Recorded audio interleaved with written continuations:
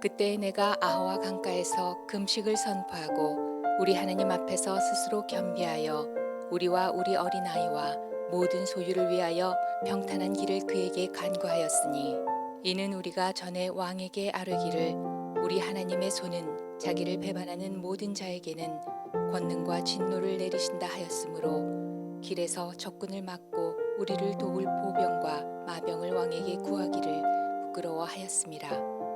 그러므로 우리가 이를 위하여 금식하며 우리 하나님께 간구하였더니 그의 응낙하심을 입었느니라. 제가 지금까지 많이 본 건 아니지만 본 영화들 중에서 제일 가슴에 깊이 남고 기억이 확실한 영화가 더 미션이라는 영화가 있습니다. 혹시 보신 분 있으신가요? 많이들 보셨나요? 아니 톰 크루즈 나온 미션 임파서블 말고 옛날 더 미션이라는 영화가 있거든요. 그러니까 더 미션의 영화 잠깐 내용을 소개해드리면 이제 실제 있었던 사건을 가지고 만든 영화인데 1770년경에 이렇게 남미에서 선교하는 선교사들 이야기, 천주교 예수의 선교사들 이야기입니다. 그런데 이 로드리고라는 주인공이 나오는데 이 로드리고라는 주인공은 노예 상인이에요. 남미 원주민들 정글에 가서 원주민들 잡아다가 노예로 파는 노예 상인, 유럽에 노예로 보내고 노예 상인. 그런 노예 상인인데 이 로드리고에게는 정말 예쁘고 사랑하는 약혼녀가 있었고 정말 자식 같은 동생이 있었습니다. 너무너무 행복하게 이 남미에서 지내고 있는데 또 근처에는 또 이구아수 폭포도 있고 그래서 로드리고가 하루는 이제 그날도 노예를 잔뜩 잡아서 와가지고 이제 집에 갔는데 본 거예요. 뭘 봤냐? 자기가 사랑하는 약혼녀와 눈에 넣어도 안 아픈 동생이 불륜을 저지르는 것을 본 거예요. 이 로드리고가 분노에 차서 동생과 다투다가 그만 동생을 죽여버립니다. 화가 나서 죽이긴 했지만 또 자기가 무슨 짓을 저질렀는지 당황스러운 거예요. 내가 지금 뭘 한 건가? 감옥에 잡혀가는 동안도 아무 말도 하지 못하고 감옥에 들어가서 모든 살아야 되겠다는 의욕을 잃어버렸어요. 후회도 되고 낙심도 되고 지금까지 살아온 모든 것들이 다 헛된 것 같고 그냥 나는 이렇게 죽을란다. 감옥에서 그렇게 시름시름 죽어가고 있었어요. 그때 이 가브리엘이라는 신부님이 원주민 폭포 저기 위쪽에 있는 과라니족이라는 데서 선교하고 있는 그 신부님이 와가지고 이 로드리고에게 와서 그렇게 죽어가지 말고 낙심하지 말고 나하고 같이 속죄하는 마음으로 저기 가서 선교하러 가자. 그래서 몇 번의 설득 끝에 이 로드리고가 이 신부님을 따라서 저기 원주민들 선교하러 갑니다. 저 폭포 위쪽에 너무 폭포를 거슬러 올라가고 절벽을 막 거슬러 올라가야 되는데 자기 이제 속죄하는 마음으로 자기가 사람 찔러 죽인 그 무기들을 다 짊어지고 막 폭포를 거슬러 올라가고 절벽을 거슬러 올라가고 몇 번 떨어지고 굴러 떨어지면서 그렇게 올라가서 그 원주민들 마을에 갔어요. 아까도 말씀드린 이 로드리고는 그 원주민들 잡아서 노예로 팔던 사람인데 노예를 잡아서 파는 사람들에게 원주민들은 사람이 아닌 거예요. 짐승과도 같은, 짐승만도 못한, 사람도 아닌 물건. 그런데 막상 이 가브리엘 신부님을 따라서 원주민 마을에 가서 선교를 하는데 그렇게 이 사람들이 순수하고 아이들이 유럽의 아이들보다 더 순수하고 착하고 너무 영혼이 맑은 거예요. 너무 이제 막 사랑이 느껴지고 정이 느껴지고 그러면서 이 신부님을 따라서 선교도 하고 교회도 짓고 예배도 드리고 마을 사람들하고 막 놀기도 하고 아이들하고 놀아주기도 하면서 그렇게 선교를 하고 있었는데 이제 다 건너뛰어서 이제 갑자기 이제 포르투갈과 스페인에서 다 선교사들 나오라는 거예요. 그 원주민 마을 다 밀어버리고 그 원주민들은 다 노예로 잡아갈 거라는 거예요. 자기가 옛날에 그렇게 했던 것처럼 이제 다 선교사들 다 나오면 그 원주민들 다 잡아서 노예로 팔고 마을은 불태워서 다 개발할 거라는 거예요. 이 가브리엘 신부님과 이 로드리고는 안 된다. 여기는 이 사람들이 살고 난 터전인데 이 사람들 어디 가서 살겠냐? 못 간다. 여기 이미 교회가 세워지고 이 사람들이 이미 다 예수님 믿고 이미 다 하나님 자녀 되었는데 어디로 간단 말이냐? 못 간다. 날짜, 정해진 날짜, 이제 군대가 막 쳐들어오기 시작하는 거예요. 그 사람들, 그 노예들로 잡아 그 원주민 마을을 파괴하기 위해서, 사람들 죽이기 위해서 군대가 막 쳐들어오는데, 이 로드리고는 이대로 있으면 안 되겠다. 내가 이 사람들 지키기 위해서, 이 원주민들 지키기 위해서, 내가 뭐라도, 이 우리가 세운 이 교회 지키기 위해서 뭐라도 해야 되겠다. 이 로드리고가 제일 잘하는 게 뭐였어요? 칼 들고 싸우는 걸 제일 잘했거든요. 그래서 자기 가지고 왔던 무기 들고 이 동네 청년들, 남자 청년들 다 무기 줘가지고 싸우러 가자. 그리고 싸우러 가기 전에, 저 군대와 맞서 싸우기 전에 내가 가서 가브리엘 신부님한테 기도받고 오겠다. 신부님한테 가서, 신부님 기도해 주십시오. 가서 싸우고 승리해서 이 마을 지키고 이 교회 지킬 수 있도록 기도해 달라고, 축복 기도해 달라고. 근데 신부님이 기도해 주지 않겠다는 거예요. 나 기도해 주지 않겠다. 그렇게 칼 들고 싸우러 가는 건 나 기도해 주지 못한다. 그거 선교하는 거 아니고, 그거 이 마을 지키는 거 아니고, 그거 이 교회 지키는 거 아니라고. 난 기도해 주지 못하겠다고. 로드리고가 기도해 주지 않았지만 그래도 칼 들고 싸우러 나가서 군대랑 싸우다가 다 죽습니다. 자기도 죽고 동네 마을 청년들도 다 죽고. 이 신부님은 뭐 했냐? 이 가브리엘 신부님 남아서 여자와 아이들을 데리고 군대가 쳐들어올 때 십자가 들고 찬송하면서 군대를 맞이하는 거예요. 그런데 그럼 살았냐? 다 죽었어요. 그렇게 십자가 들고 찬송하는 사람들도 다 죽였어요. 아이들 몇 명 살아서 저기 또 뿔뿔이 다 흩어진 거예요.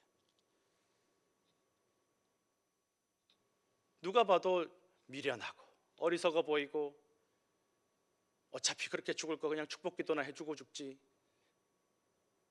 아니면 어디 이렇게 다 죽을 거면 어디 다른 데 가서 밀림을 개척해서 좀 피해서 숨어 살지,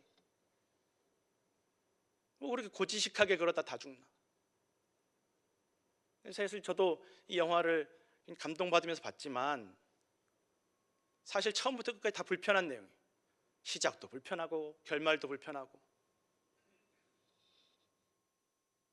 이 가브리엘 신부님도 실패한 거 아닌가, 로드리고도 실패한 거 아닌가, 이 선교가 실패한 거 아닌가, 미션, 사명이, 임무가, 직분이 실패한 거 아닌가.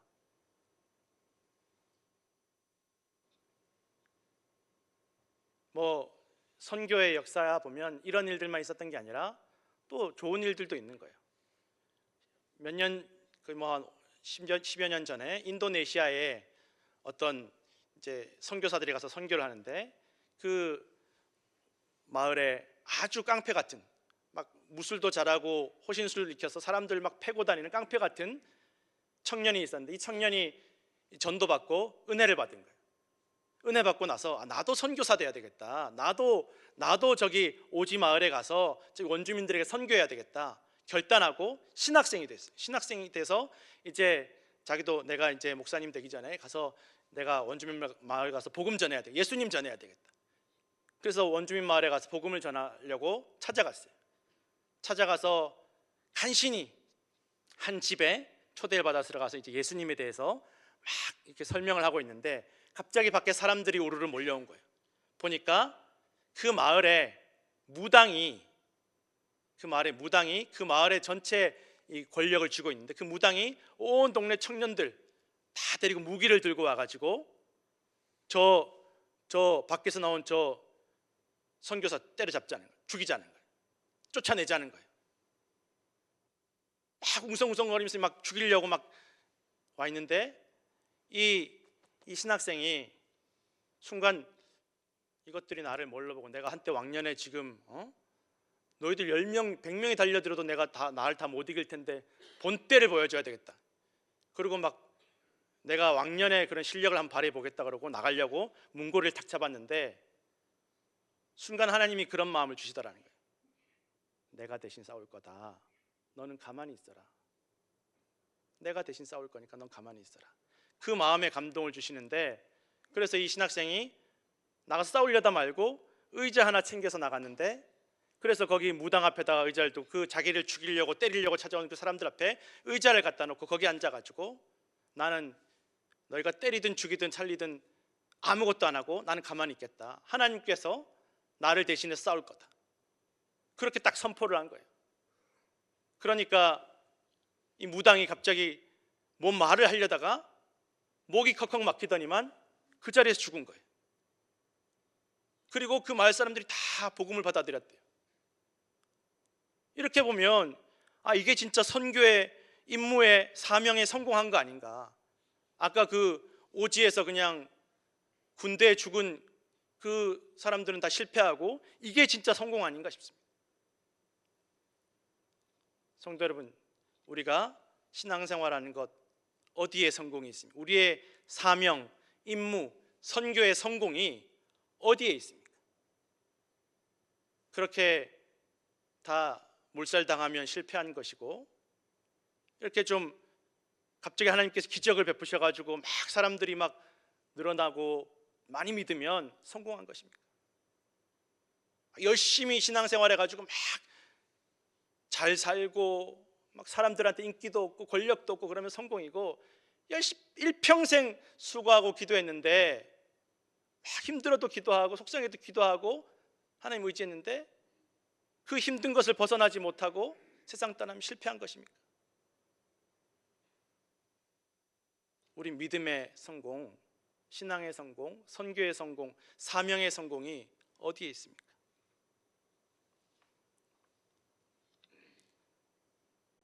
여러분, 신앙생활의 성공은, 우리의 사명은, 우리의 선교는 하나님을 신뢰하느냐 하지 않느냐의 문제입니다. 하나님 의지하느냐, 하나님 의지하지 않느냐, 하나님 붙잡느냐, 하나님 붙잡지 않느냐의 문제입니다. 오늘날의 사람들은 중요한 고비 뭐다? 하나님보다 자기 자신 의지하고 믿고 신뢰하고 다른 사람을 신뢰하고 의지하고 믿고 싶은 유혹을 받고 있다는 것입니다. 미국으로 이민 오신 많은 분들이 아메리칸 드림을 품고 찾아오게 됩니다. 원래 이 아메리칸 드림의 의미는 남자나 여자나 누구나 차별받지 않고 타고난 재능을 충분히 자기 능력대로 다 발휘할 수 있고, 그 사람의 출생 신분이나 지위에 상관없이 사람 그 자체로 대접받는 그런 의미를 담고 있다는 것입니다. 너무너무 좋은 말입니다. 정말 아무 문제 없는 말 같습니다. 사람이 꿈을 가지고 차별받지 않고 열심히 노력하고 노력한 만큼, 능력만큼 결과를 얻는 것이 얼마나 좋은 말입니까? 얼마나 희망적인 말입니까? 그런데 여기에 함정이 있다는 것입니다.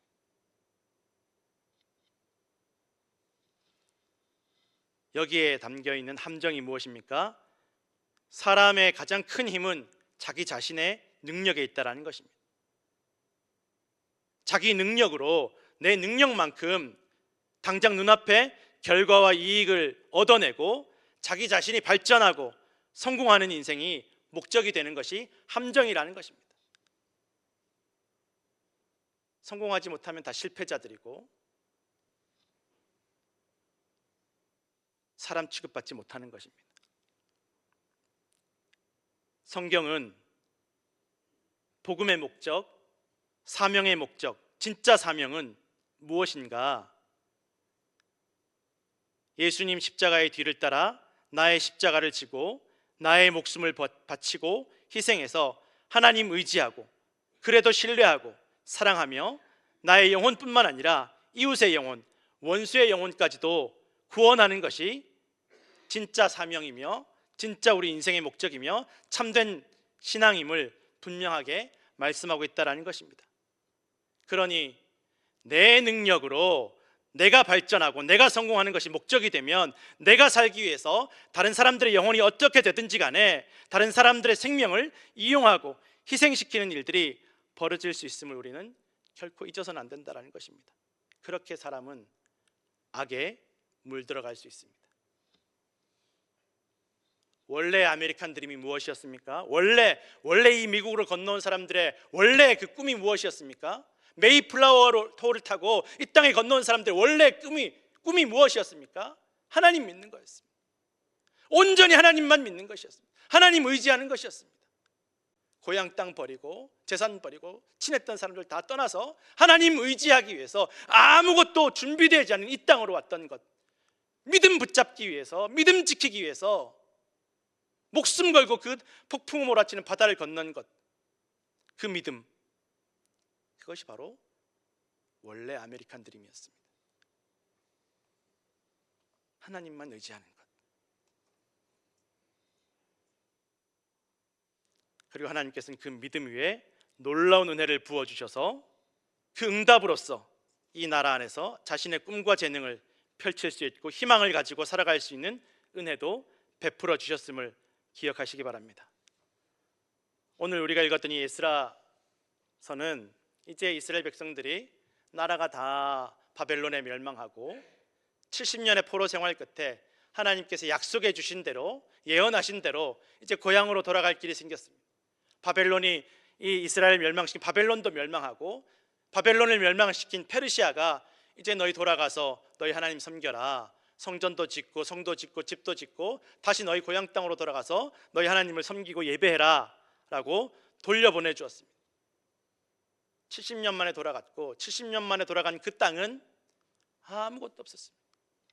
처음에는 다들 70년 만에 돌아가니까 이제 다시 우리 땅 찾고 우리 다시 예배하고 잘 살아보자 하고 4만여 명이 돌아갔습니다. 1차로 돌아간 이는 4만여 명. 그런데 막상 가보니까 아무것도 없는 거예요. 땅은 갈기갈기 다 빼앗기고 성전은 다 불타서 없어지고 성벽도 없고, 그리고 그 주변에 살던 사람들이 끊임없이 이스라엘 백성들이 다시 일어나는 걸 방해하는 거예요. 성전 못 짓게 방해하고 고소하고 고발하고 성벽을 못 짓게 만들고 공격하고 모함하고, 그렇게 70년이 또 흘러갑니다. 그러니 1차 때 그렇게 가서 고생한 이야기들이 다 들리니까 2차에는 누가 가려고 하지 않는 거예요. 야, 가봐야 고생이래더라. 가봐야 소용없어. 고생만 하지 뭐. 여기 이미 다 자리 잡았는데, 여기 페르시아에 사는 게 훨씬 더 좋은데, 다 이제 우리 유대인들 좋아하는데, 저 다니엘과 새 친구들과 에스더도 있고 다 이 사람들 다 출세해가지고 이제 페르시아에 살기가 너무너무 좋은데, 얼마나 이제 유대인들 잘해주는데, 여기서도 믿을 수 있는데. 그러나 하나님께서는 또 학사 에스라를 통해서 돌아가라고, 또 사람들 모아서 돌아가라고, 예루살렘을 일으키고 있는 그 사람들을 도와주라고. 그런데 이번에는 몇천 명밖에, 1, 2천 명밖에 안 되는 거예요. 가서 고생한 얘기 다 들리는데 누가 가려고 그러겠어요. 그래도 이 에스라가 사람들을 모아서 이제 다시 돌아가기 위해서 아하와 강가에 섰습니다. 페르시아에 있는 아하와 강가에서 돌아가기 전에 이 에스라가 금식을 선포하고 기도하자 그러는 거예요. 우리 금식하면서 기도합시다. 아니 지금 그 얼마나 몇천 킬로미터인데 얼마나 먼 길을 가야 되고, 다 여자도 있고 애들도 있고, 잘 먹여도 뭐 할 판에 뭐 고기라도 잡고 좀 돼지 한 마리 잡고 소라도 잡아서 잘 먹이고 푹 쉬다가 길 출발해도 갈까 말까인데, 금식하면서 기도하면 힘 다 빠져가지고 어떻게 가냐고. 에스라가 금식하면서 기도합시다. 그리고 이때 페르시아의 왕이었던 아닥사스다 왕이 뭐 좀 너희 돌아가는데 병사라도 붙여서 너희 지켜주고 너희 좀 길 안내해 줄까라고 했는데 그 거절하는 거예요. 아니 괜찮다고, 우리 금식하고 기도하고 하나님 의지해서 가겠다고. 오늘 성경에 보니까 아닥사스다 왕의 도움 받는 것, 군사를 지원받는 것, 이거 부끄럽다라는 거예요. 왜? 우리가 여기 살면서 다 사람들한테 그렇게 얘기해. 하나님이 우리 지켜주신다고, 하나님이 우리 도와주신다고, 하나님 안 믿으면 어렵다고, 하나님께서 우리를 도와주신다고, 그렇게 다 이야기했는데 이제 와가지고 하나님 믿기 위해서, 믿음 회복하기 위해서 성전 짓고 예루살렘 다시 짓기 위해서 가는데, 페르시아 왕이시여 우리 좀 지켜주시게, 좀 병사들로 우리 좀 지켜주세요. 그렇게 하기가 부끄럽다라는 거예요. 하나님 의지하지 않는 거 부끄럽다는 거예요.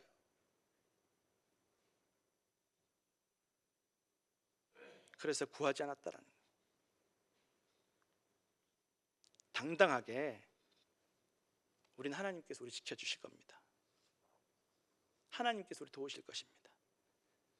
그렇게 금식하며 기도했다라는 것입니다.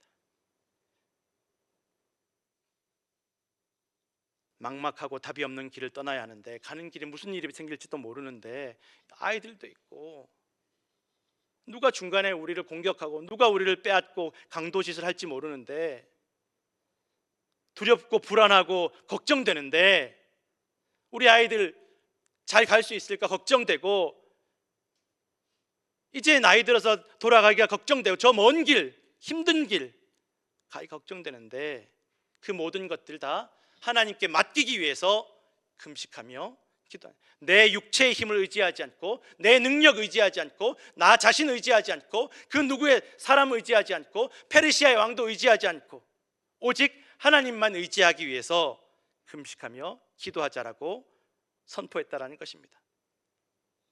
그리고 오늘 성경은 하나님께서 그 기도를 응답해 주셨음을 말씀하고 있습니다.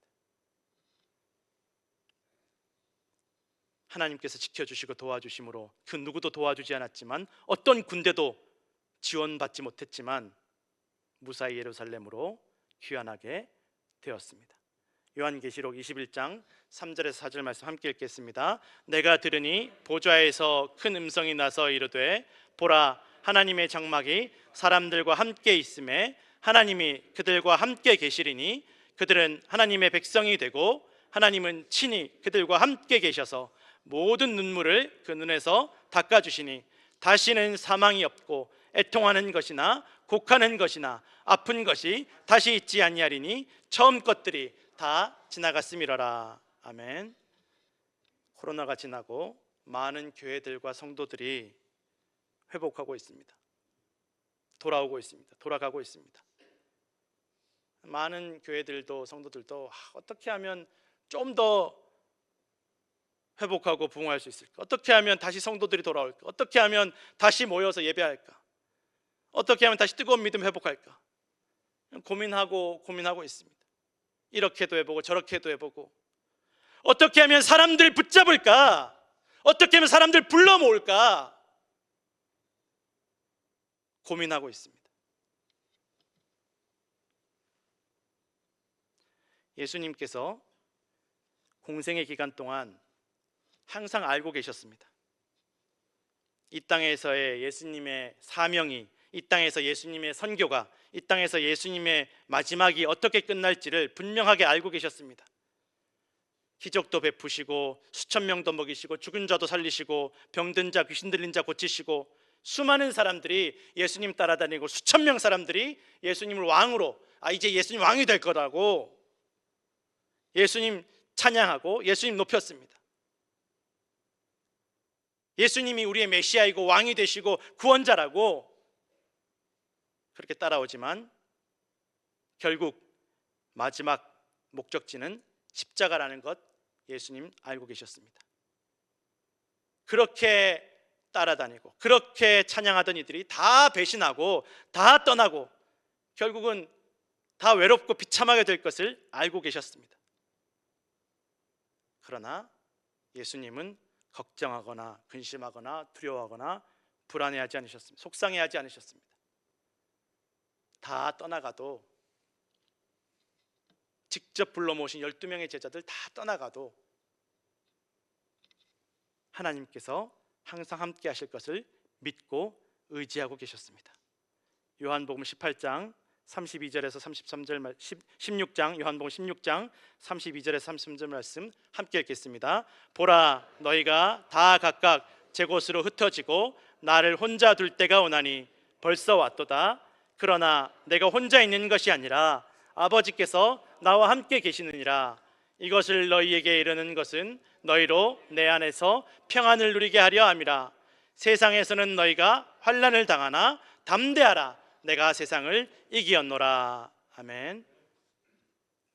예수님은 그렇게 그 믿음으로 하나님 의지하시며 십자가를 향해서 나아가시며 항상 기도하셨습니다. 밤낮으로 기도하셨습니다. 새벽 일찍 기도하시고 밤늦게 기도하시고 때로는 홀로 기도하셨고 십자가를 앞두고 겟세마네 동산에서는 땀방울이 핏방울이 되도록 간절하게 기도하셨습니다. 그 모든 걱정과 근심과 두려움과 공포와 괴로움을 다 하나님께 맡기시고, 그리고 겟세마네 동산에서만 맡기신 것이 아니라 십자가에 매달리신 채로도 하나님께 맡기십니다. 예수께서 큰 소리로 불러 이르시되 아버지, 내 영혼을 아버지 손에 부탁하나이다. 내 생명을 아버지 손에 부탁하나이다. 하나님께서는 그 예수님의 기도를 다 들으시고 십자가에서 결국은 죽으신 그 예수님을 다시 살게 하시고 영광과 영생을 얻게 하시고 장차 온 세상을 심판하실 권세를 주셨고, 믿는 자마다 그 영광과 영생과 권세에 참여할 수 있게 하셨음을 여러분 믿으시기 바랍니다. 부활하신 예수님께서는 뿔뿔이 흩어진 12명 중에 11명 남은 그 제자들 다시 불러 모으십니다. 예수님께서 그 제자들에게, 부활하신 예수님, 야, 나 살아났으니 빨리 가서 좀 사람 좀 모아와. 빨리 좀 가서 말 좀 전해. 니네밖에 안 모이면 어떡하냐. 다 좀 오라 그래라. 그렇게 내가 다 먹였던 사람들, 살려주고 고쳐줬던 사람들 다 오라 그래라. 그렇게 당장 불러 모으라고 하지 않으셨습니다. 제자들이 언제 이 로마가 좀 물러가겠습니까? 언제 이 좀 상황이 바뀌겠습니까? 언제 이 고난이 물러가겠습니까? 이 나라가 해방이 되겠습니까? 우리가 독립하겠습니까? 물을 때에 예수님께서 그거는 너희가 신경 쓸 게 아니라 오직 성령이 너희에게 임하시면 너희가 권능을 받고 예루살렘과 온 유대와 사마리아와 땅끝까지 이르러 내 증인이 될 것이라고 말씀하십니다. 성령의 능력으로, 너희가 아니라 성령의 능력으로 성령께서 너희를 나의 증인이 되게 할 것이라고 말씀하십니다. 상황이 바뀌고 환경이 바뀌면 그때 너희가 예수 그리스도의 증인이 되는 것이 아니고, 이 상황과 환경이 바뀌지 않더라도 너희가 성령을 받기를 사모하고 성령께서 너희에게 임재하시면 너희가 능력을 받게 되고 그 이후에야 나의 증인이 될 것이고, 이것이 너희의 사명이고 선교임을 말씀하신다는 것입니다. 그 말씀을 듣고 믿고 모인 무리가 120명밖에 되지 않았습니다. 대단한 수천 명의 사람들 다 온데간데 없이 사라졌고, 큰 방 하나에 다 들어갈 숫자, 그 120명 가운데는 11명 제자들, 예수님의 어머니 마리아와 예수님의 친형제들 포함해서 120명이었습니다. 예수님 말씀 믿고 성령께서 임재하시기를 간절히 뜨겁게 기도하면서 기다렸습니다. 아직 로마의 문제, 식민지 문제, 상황과 환경이 다 바뀌지 않았지만, 하나도 달라진 게 없지만 성령께서 그 120명에게 임재하셨고 능력을 주셨고 담대함을 주셨고, 그들이 나아가서 전도하고 선교하며 예수 그리스도의 증인이 되었고, 그 말씀을 듣는 그 사람들이 그 즉시로 3,000명씩 세례를 받고 구원을 받게 되었음을 성경 기록하고 있다는 것입니다. 그리고 그 복음은 폭발적으로 퍼져갑니다. 그러나 수많은 이들이 또한 다시 잡혀가고 죽임당하지만, 그래도 복음은 점점 더 성장하고 교회는 성장해 갔습니다. 성도 여러분, 하나님께서 일하십니다. 성령께서 하십니다. 우리가 붙잡을 것은 사람도, 사람의 도움도, 세상도, 우리 자기 자신의 능력도 아니라 오직 주님의 손임을 믿으시기 바랍니다. 우리가 구할 것은 성령의 임재하심과 도우심입니다. 우리가 바꿀 것은 우리의 마음이고, 우리가 다시 세울 것은 무너져버린 우리의 믿음입니다. 이 사순절 기간에 아하와 강에서 더욱 겸손히 주님 의지하시고 우리를 회복시키시고 돌보실 주님의 성령을 신뢰하시며 기도하시는 성도들 되시기를 간절히 축원합니다.